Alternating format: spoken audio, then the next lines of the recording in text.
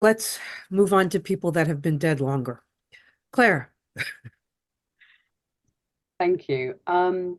This is probably a serendipitous sort of place for me to talk about someone who arguably hasn't been forgotten and wasn't overlooked, but I think still didn't get the credit that she deserved or was recognised in ways that might have been perhaps diminished because she was a woman.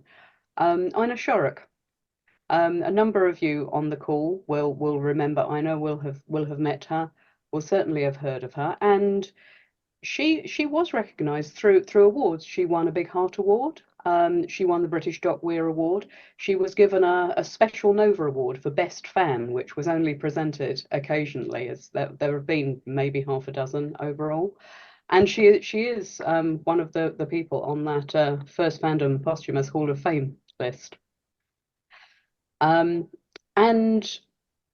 unlike the other two people I wanted to talk about today, I did get the chance to meet her. She continued to attend the main British conventions through certainly the previous decade of this, in which she was often helping out at the EasterCon or NovaCon as a sort of a general gopher or a registration.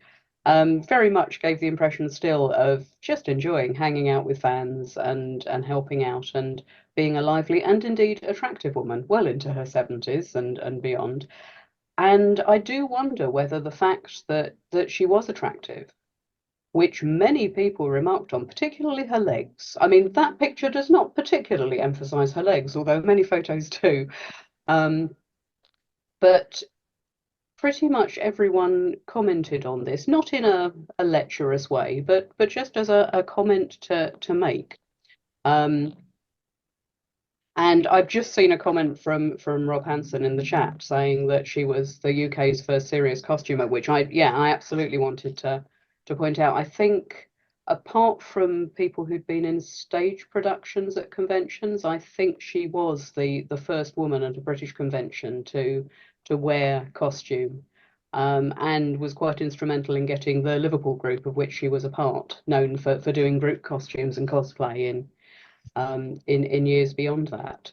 I mean, she was well known and well regarded, and in her heyday, though, I think she's a really good example of an active female fan whose fanish achievements might have been counted for less because she was just seen as doing, in a fanish sort of context, what women did.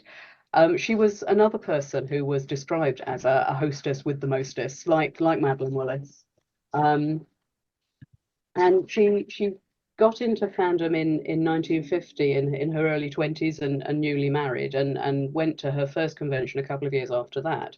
And her husband, Norman Shorrock, and she were absolute mainstays of the Liverpool group, but their roles there are presented in rather different ways.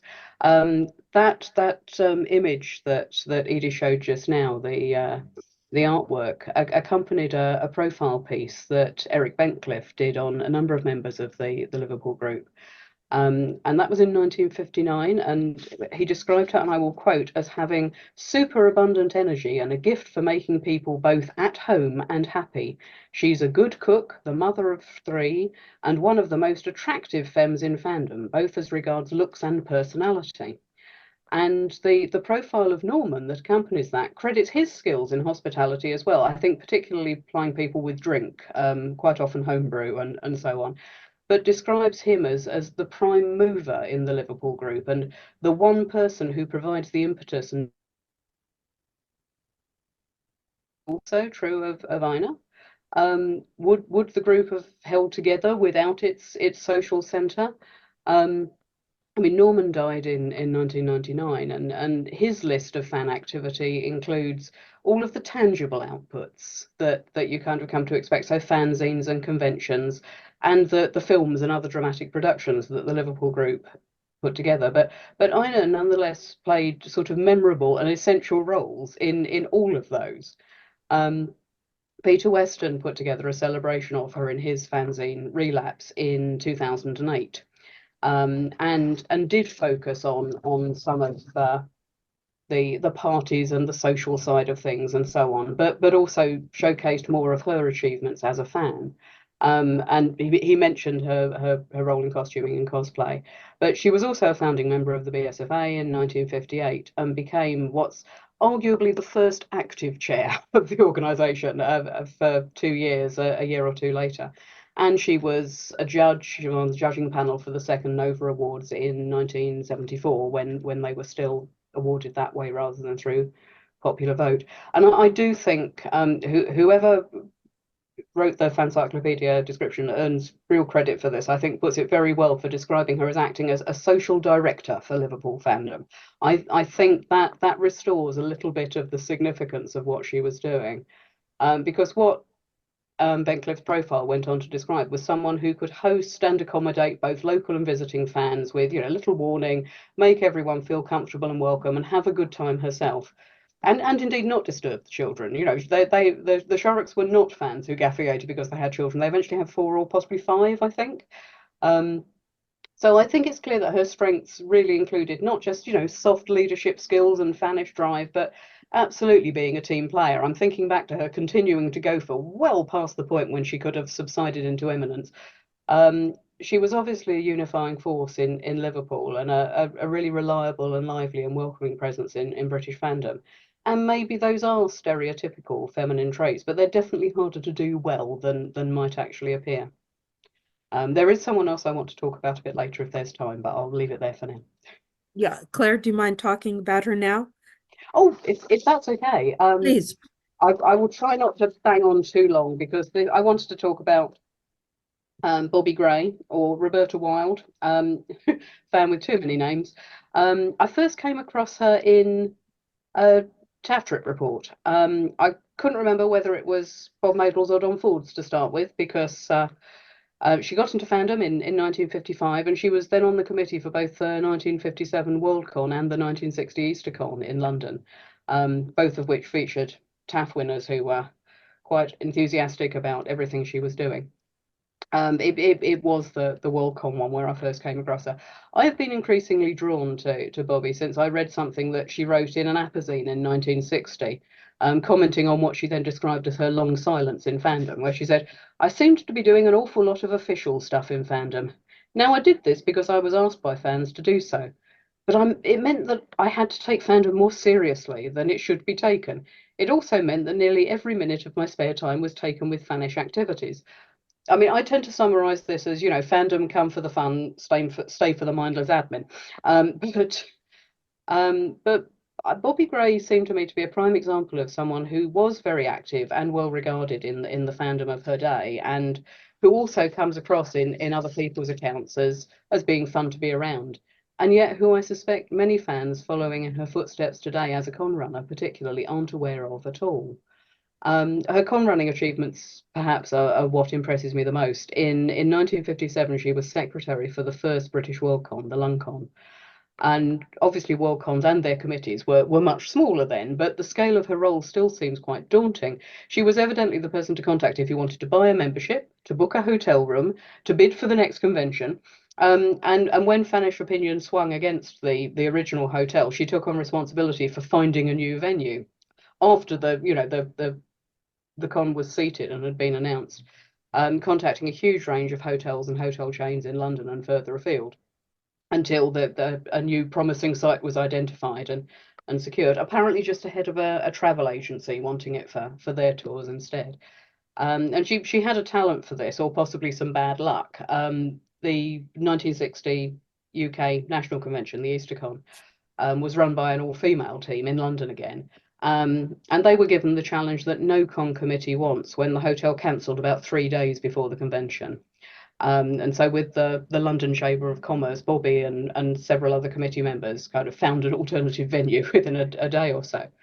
And, as you can imagine, she was just as busy during the conventions. There are endless quotes from different fans, male fans, all mentioning how much she was running around, what she was doing, how busy she was, how much she was getting done.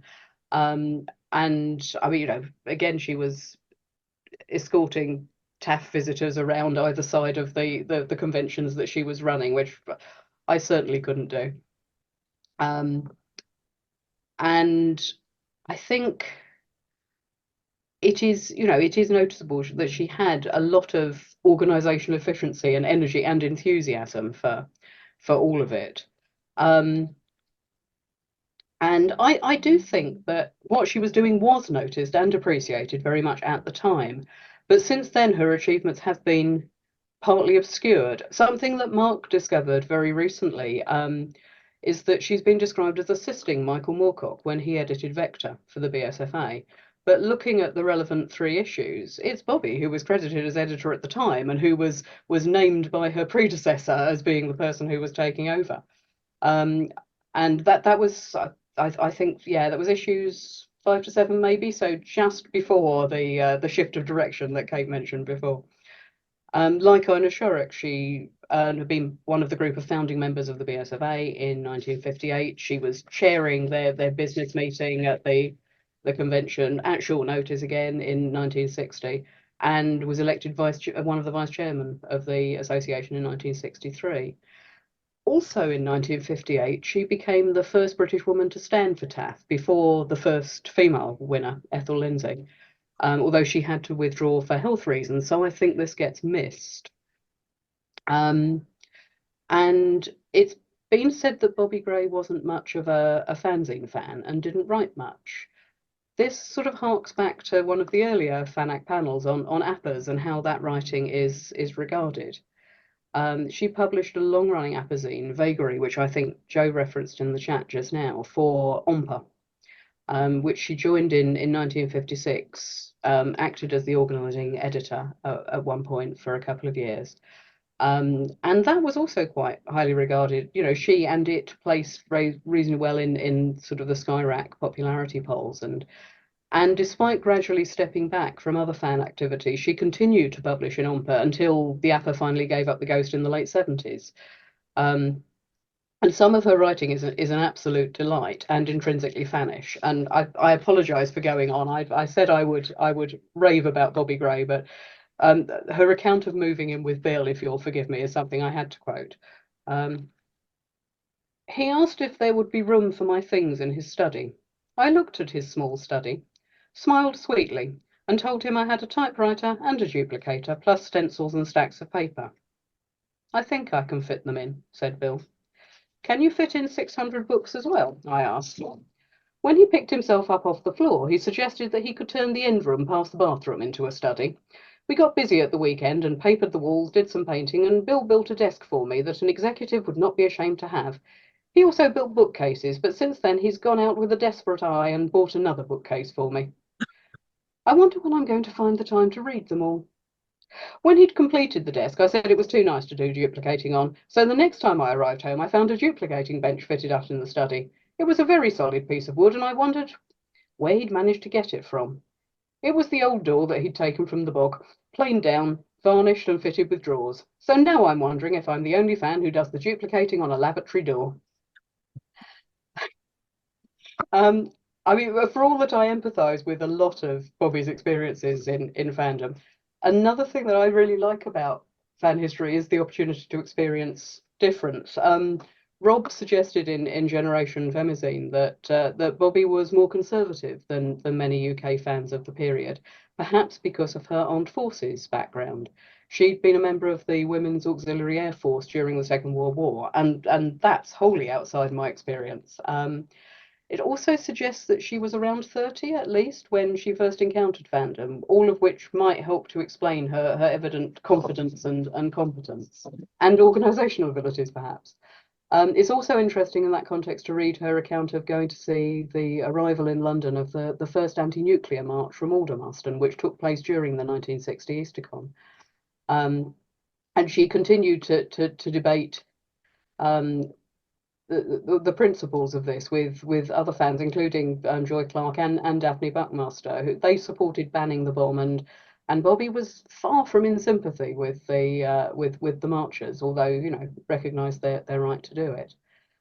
And as I said, although she continued in OMPA, that was increasingly her only fan activity in the 70s in particular. So despite the fact that I find her a very engaging and generally sympathetic character, I don't know when she gaffiated. I don't even know when she died. Again, I can't immediately find references in any of the Fanish sources. Someday I obviously need to read her later ompazines and find out more about how she felt about it all and whether she did feel she was drifting away. So in that respect, I am a Roberta Wilde come Bobbie Gray total fangirl by this stage. And now the rest of us are too. So, Kate, why don't you chime in? I think you have one more person you wanted to speak about. Yeah, thank you.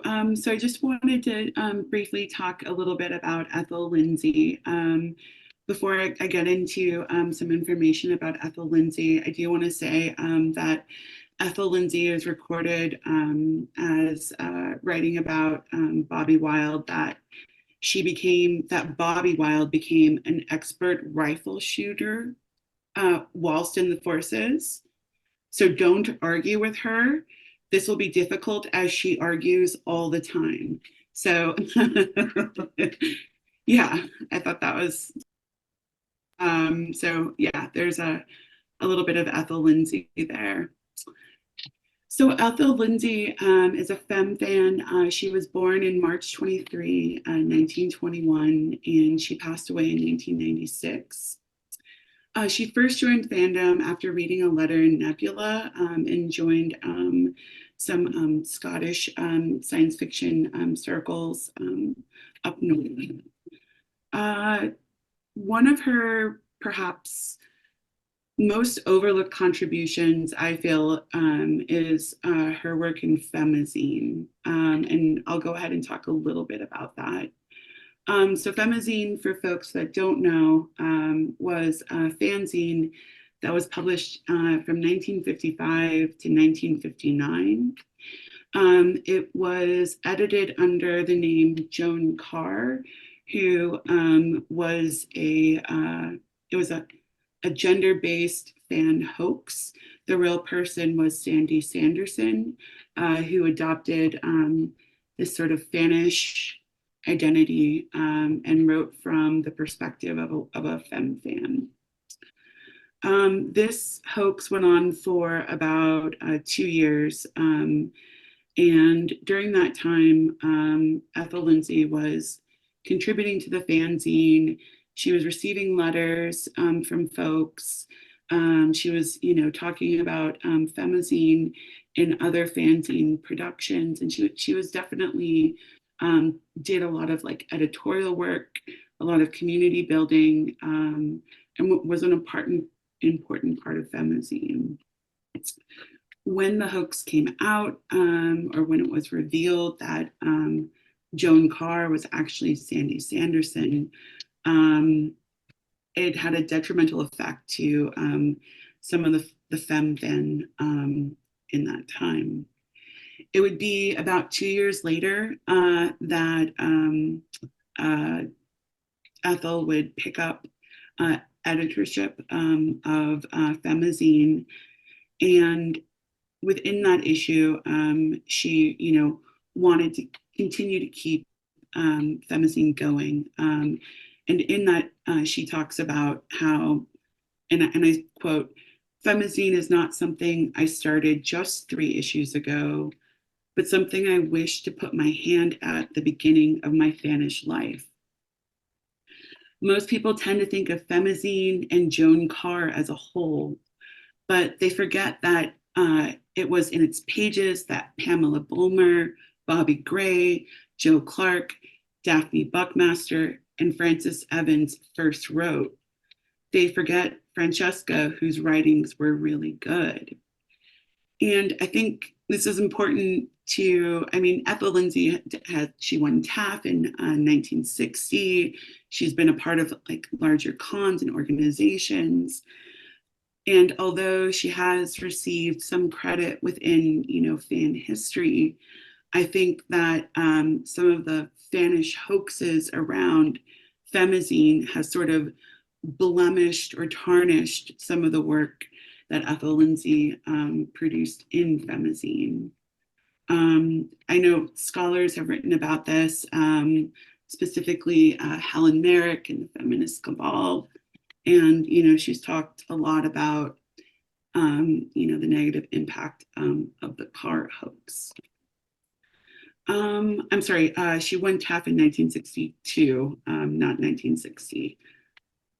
Bad historian move to get those 2 years switched up. Another thing that I'd like to briefly mention, and forgive me if I'm pronouncing this wrong, I have a Californian accent, is she produced Scottish She for 27 years. So it began in 1954 and ended in 1981.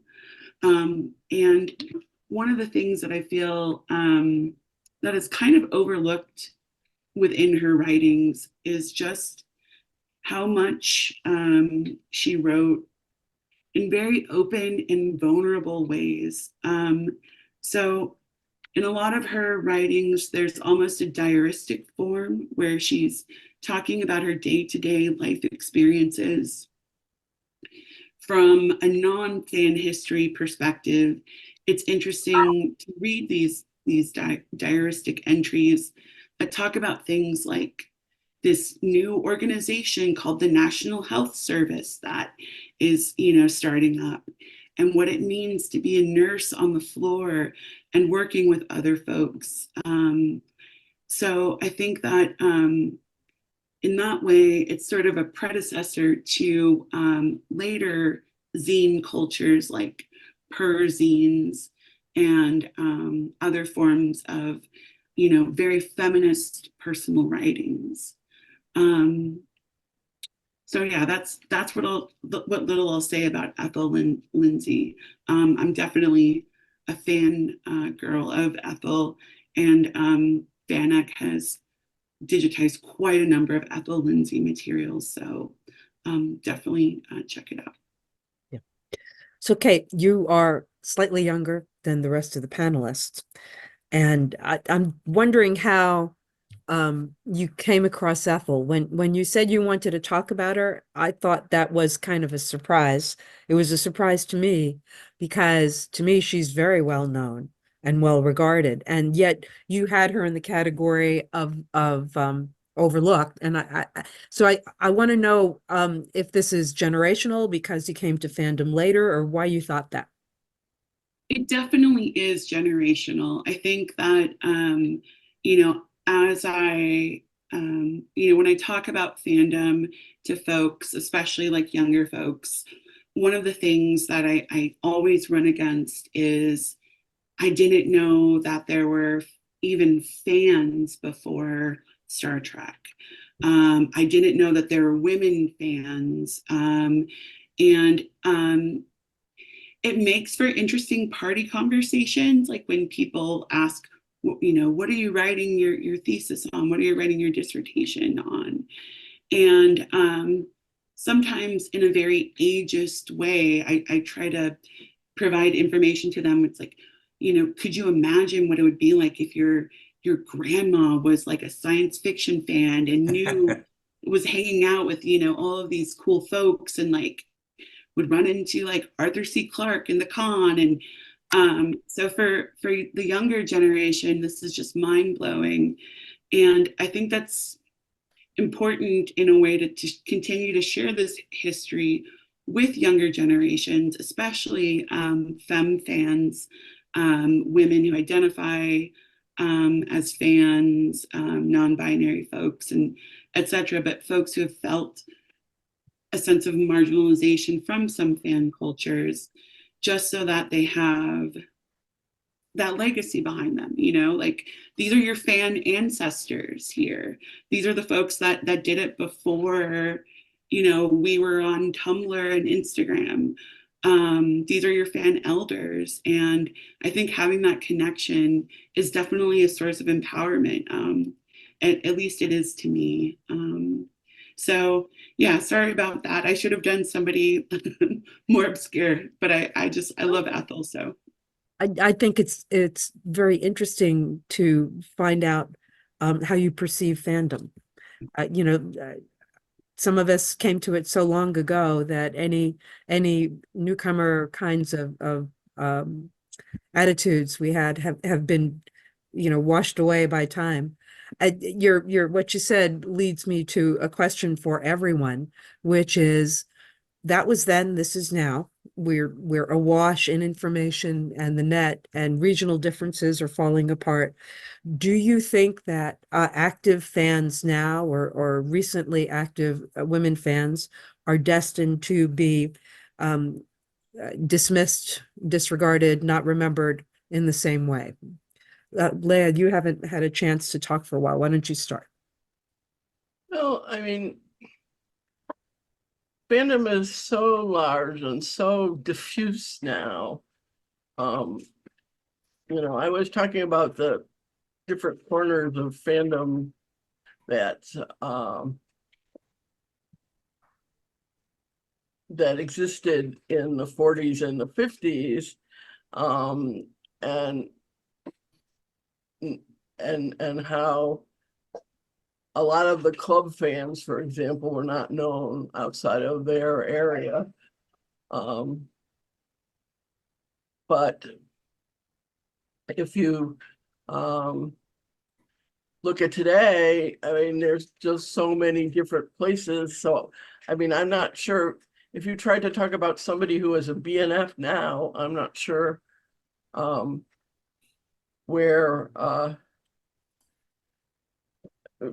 they would be a BNF, who they would be a BNF to.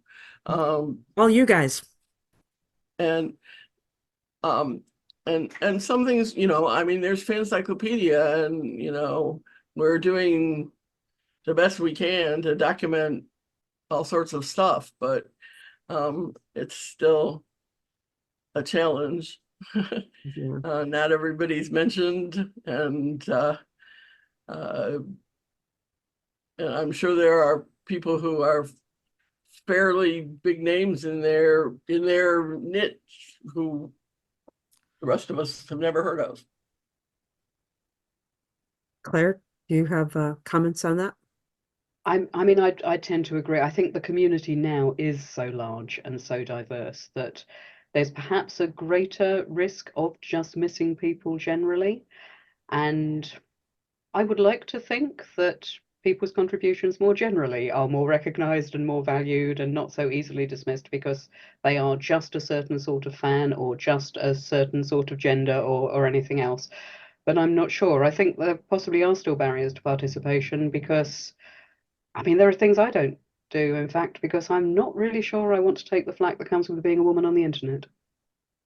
Ah, So I'm not sure. I would like to think things are better in all sorts of ways, and that all of the technologies and communications that we have at our fingertips now will at least give us the opportunity to try to make a better fist of it before it is too late. okay. Kate, do you have more to add?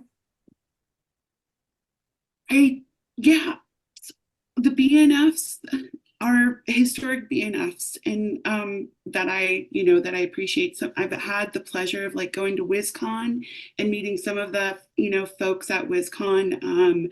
I was able to sit down with like Jean Gamal and have like lunch, which was like a giant fangirl moment for me. Yeah, I think fandom is so broad that I agree with other folks on the panel. But I just wanted to say who some of my BNFs are. Okay, so we have some stuff in the chat that we're going to go and address in a minute. But let me stick my oar in here and say that some of the factors that you've all cited about raising, 3 or 4 kids and disappearing that way.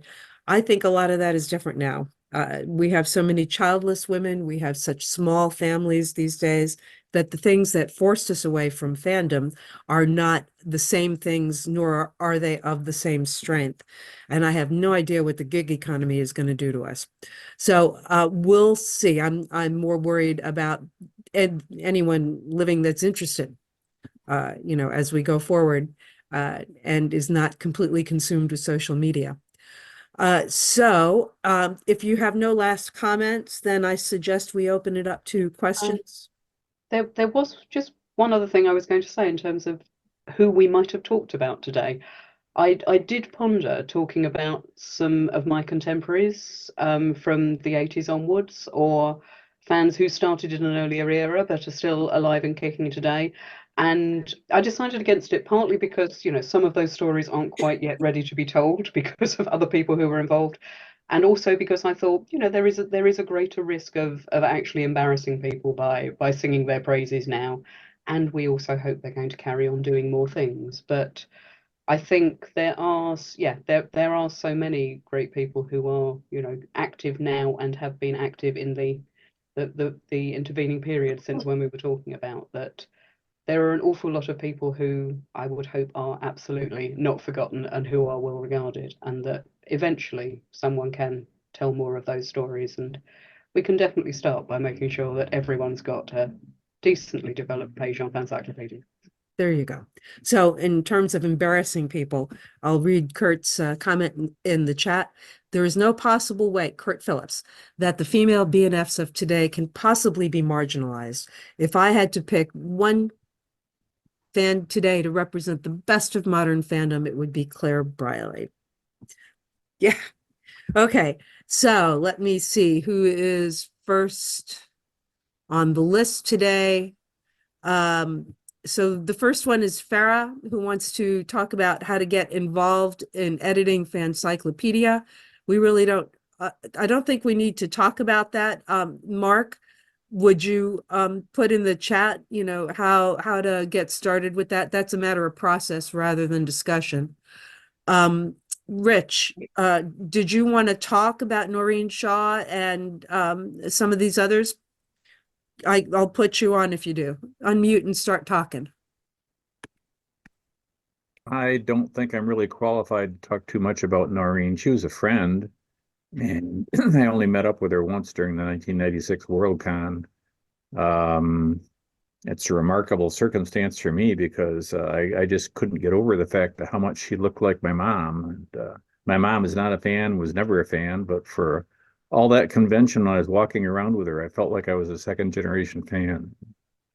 That's kind of an unusual memory, but one that I really treasure about her. As for what she's did in fandom, there's plenty online that can be referred to. She was the co-chair of the 1955 Worldcon, nominee for a Hugo Award in 1962 for Best Fanzine. She was just a nice lady, and I wish we hadn't been living a continent apart, so I could have visited her more often than I did. That's it. Okay.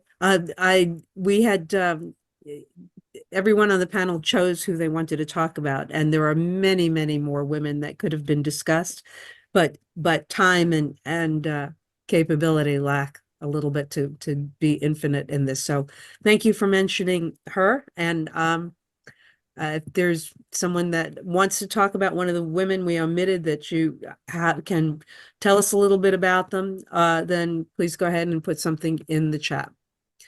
Okay, so next, sorry, I'm a little slow on this. Okay. I just want to mention one thing about Fancyclopedia. When I started editing Fancyclopedia, and I don't know how long ago that was, one of my goals was to, excuse me. One of my goals was to eliminate all of the profiles of women that began. Jane Fan was the wife of Joe Fan. And despite the fact that I have been working on this for years, they're still in there. Just the other day, I rewrote the entry for Joyce Slater. And if you go and look at that, and then look at the history, you can see what it started as, what I changed it from. And it began wife of British fan, Ken Slater. And considering that she was writing before fanzines, for fanzines before he was, that does not strike me as at all an accurate way to describe. Yeah, if we could all I put mean, in our wills. yes, it's important to know who was connected to who.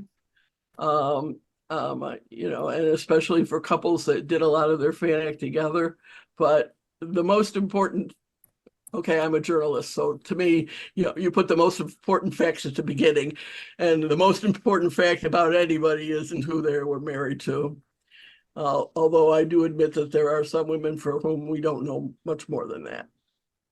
Understood. Some men Yeah. too. Sorry? Okay, so if we could put in our wills that we don't want to be known that way, and in our obituaries, I think we all would, right? David H. Made a comment, and I don't know that there's a question in it. David, if you're still there and you have a question, would you unmute and ask your question?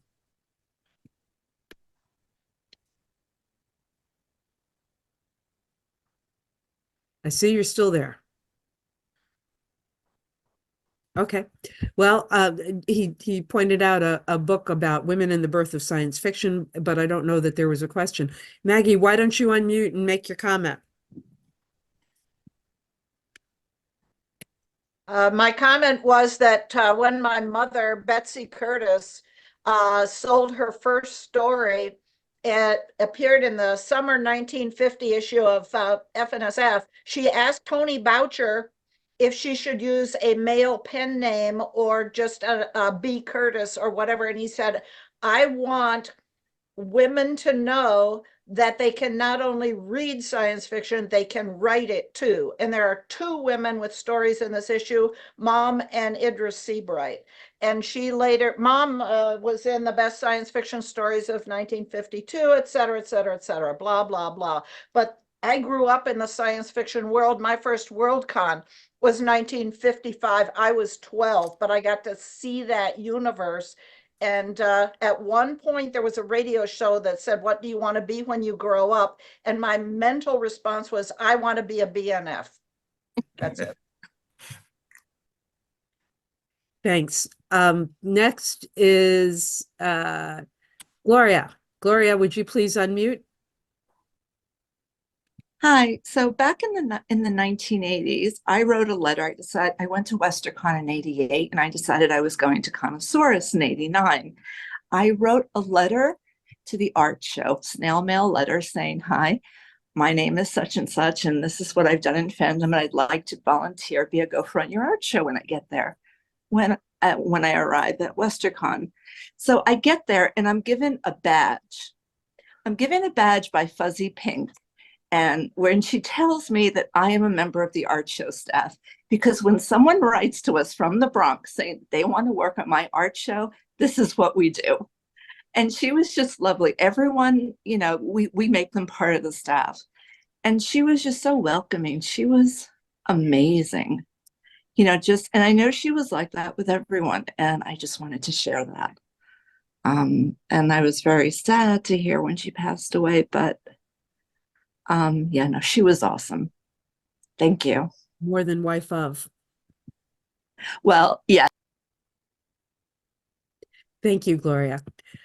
Okay, let's see. So Vicki Godwin, you had a question. Would you please unmute and ask your question? It's sort of turned into a comment, sorry. Oh, that's An earlier comment that the presenters made got me wondering about whether part of the difficulty in tracking down some of these early FemFin were due to con reports and other records that were listing them, kind of like Leah mentioned, as their partner's wife or girlfriend or lady friend. And it reminded me of one of the replies that Morojo made when she was complaining that early con reports on Worldcon were listing her as Forey's lady friend. And it just reminded me, like y'all were saying, of I'm old enough to remember when you got married, you became Mrs. John Smith. And your identity was solely by your connection to a man. And some of the records that you find, if all it says is, this is Forey's lady friend, there's no way to track this person down. To an extent. I mean, most of the time in con reports, and other references, women did at least get their first names in there. In a few cases, it was Mrs. So-and-so. And that particularly applied to, I think, older women. For example, there's a number of references to Mrs. Tabaco, which would be Lou Tabaco's wife. She was not really active in fandom. I mean, she came to MidwestCon, which Lou ran, but so there's a number of women who I think of as fan adjacent. I mean, the men too. Phyllis Economou's husband, as far as I can tell, didn't know FANAC other than be there when she was hosting local meetings in Milwaukee. And I'm sure that's true of a few others as well. But what makes it really hard is the number of times women have changed their names. That one, there are a lot of women in early fandom, more than you would think, who were married, 3, 4, 5 times and changed their name every single time. I just realized the other day that Jane Jacobs was the same person as Jane Gallion. And so it takes a fair amount of effort to try to find that. Yes, as Vicki just posted it, there's also fan names. There's the fact that there are people who use out and out pseudonyms in fandom, or they use their real name in fandom and they used a pseudonym in their real life, which is kind of strange, but did happen.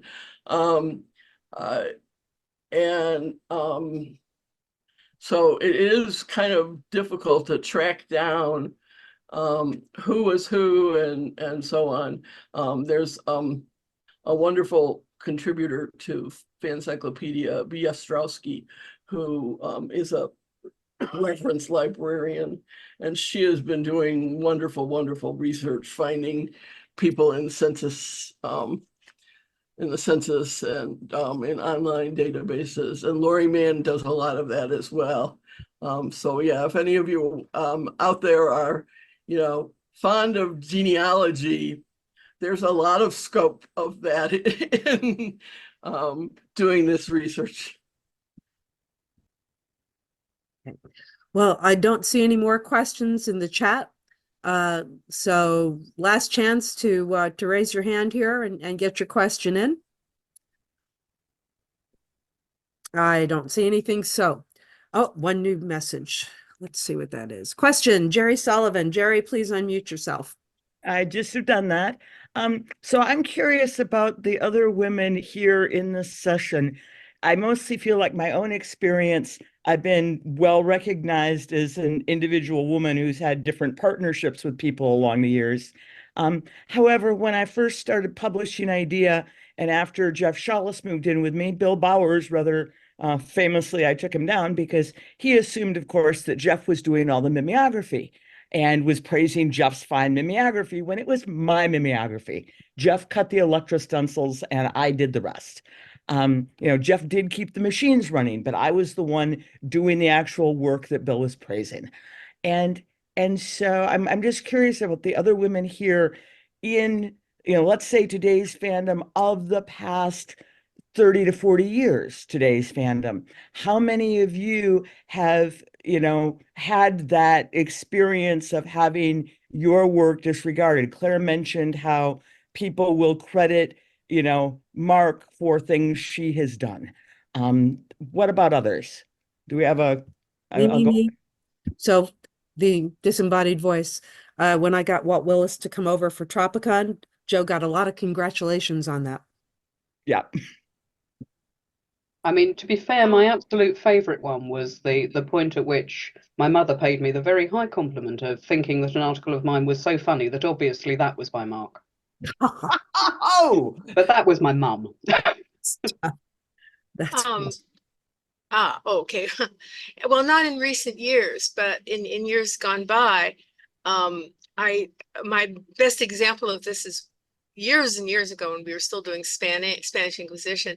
We got a lock from a BNF, big fanzine editor who wrote the letter to Jerry, praising him for his fanzine and everything. And I countered in the letter column, probably more awkwardly than I would now. But I think he later, to his credit, said that he couldn't conceive of someone co-editing a fanzine, that it just couldn't grasp the fact of two people working together. And we did have our divisions of labor for years, which were Jerry would type the stencils, I'd do the handwork, cut in the artwork, and run them off. And we don't quite do that anymore. But I think it's gotten better in recent years. But there was a time when people they kept thinking it was Jerry's zine and I was somehow an appendage to some extent.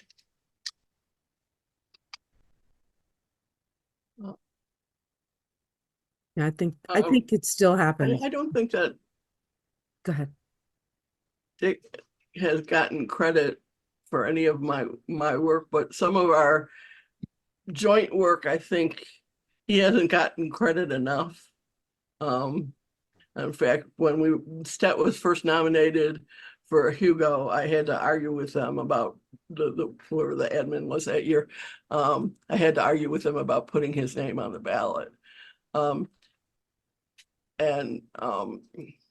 It's because we had it in the colophon that I was editor and he was publisher, which was sort of true in terms of the division of our work. But the fanzine wouldn't have existed without him. So the interesting thing was, though, that when we first got married, the reason why my name in fandom is Leah Zeldes Smith. When we first got married, I was just using Leah Smith. And I had been active in fandom, for a long time at that point. But a whole bunch of people who, got letters or something from Leah Smith just did not relate that to the woman that they knew before.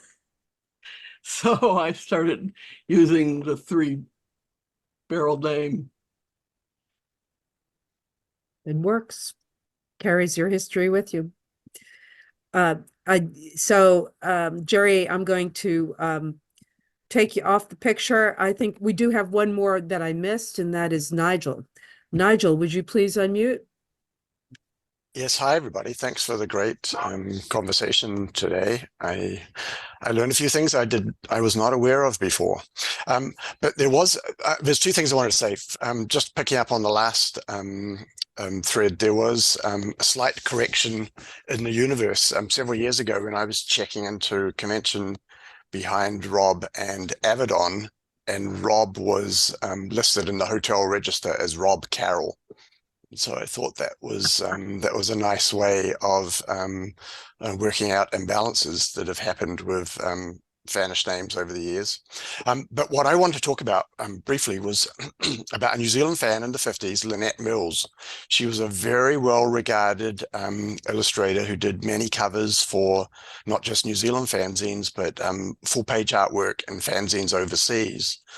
She was really only active in fanzines through the late 50s, and then she dropped away and became an illustrator for the New Zealand school education journal, and did a lot of children's books. But she was highly regarded not just because of her artistic ability, but she drew directly onto stencil, which as anyone here knows who's really read up on their fanish history, drawing onto stencil is like one of the hardest things to do. And she was a very accomplished artist, so she did very complex art on stencil that was published around the world. And Ethel Lindsay, who we talked about earlier, wrote a review in I think it was Havering's 11 in 1962, how she missed the work of Lynette, and also the work of the other Australian fan illustrator Margaret Douce, who became Helena Binns in later years. I think Lynette was probably one of the only prominent women active in fandom in New Zealand in the 50s, and she was highly regarded by everybody back then. Talking about the husband, she and Tony Vondruska, when they got married, they met at a science fiction club in the mid-50s. They got married. On their wedding night, they wrote sections of their fanzine together as a joint effort, wedding night effort. Very fanish they were. Anything that two fans do together. Correct. Thank you, Nigel. Andy, I think, oh, wait, yeah, Andy Hooper. Yeah. I was using Carrie's to put her hand up so I would get to talk. I would have called on you. I know I've somehow it wasn't working when I put up when I'm trying to toggle my thing here. So,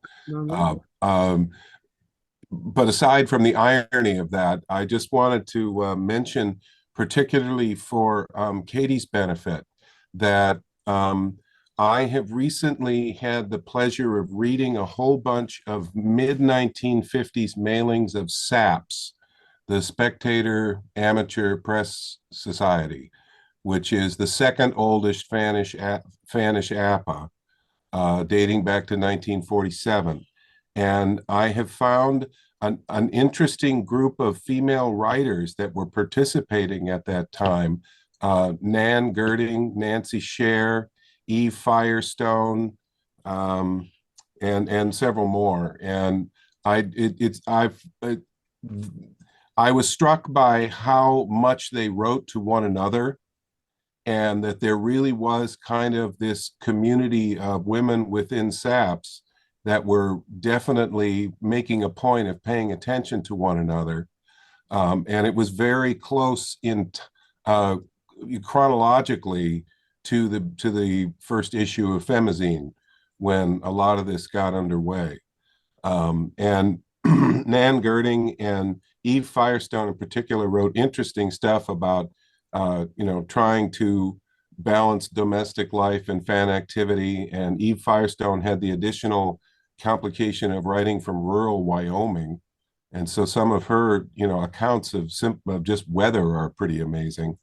But I had not been aware of this, and I just had the opportunity to sell a bunch of SAPS mailings from that period, and encountered this early kind of feminist collective in the pages of SAPS. So I didn't know if you were aware of those folks or not, but I wanted to mention them.